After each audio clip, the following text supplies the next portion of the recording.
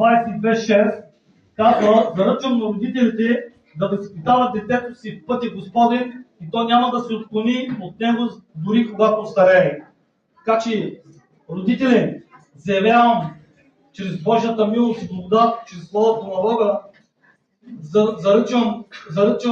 Словото заръчва да възпитавате децата си и да бъдат в дома Господен.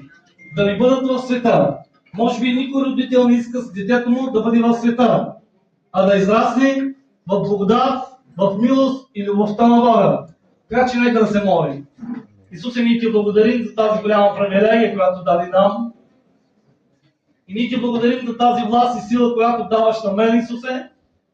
Чрез милостта и чрез любовта заявявам тези прекрасни деца, ние ги предоставяме с Божиите ръце. От днес нататък ти си този, който ще се грижи за тях. Не ние, като родители, да, ние ще се грижим, но ти си този, който ще ги пазиш от лукавия. Ние те молим да израснат в тази милост, тази благодат и всичко да бъде от тебе, чрез тебе и за тебе, Исусе. Ние те благодарим за това, че от днес нататък ти си обещал, че наистина те ще израснат в твоята благодат и в твоята милост и в твоята любов.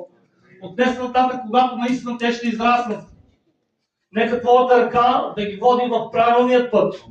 И ние ти благодарим за това, че наистина, когато ще израснат, ти си този, който ще ги въведеш в твоята кошара, да израснат в благодатта на Исус Христос.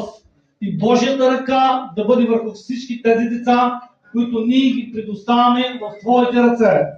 Ние ти благодарим, когато ще израснат в тези тийнейджърски години. Ние ти молим да не отидат в света, а нека дойдат пред теб, Исусе, да бъдат покаящи си хора и един ден да бъдат спасени.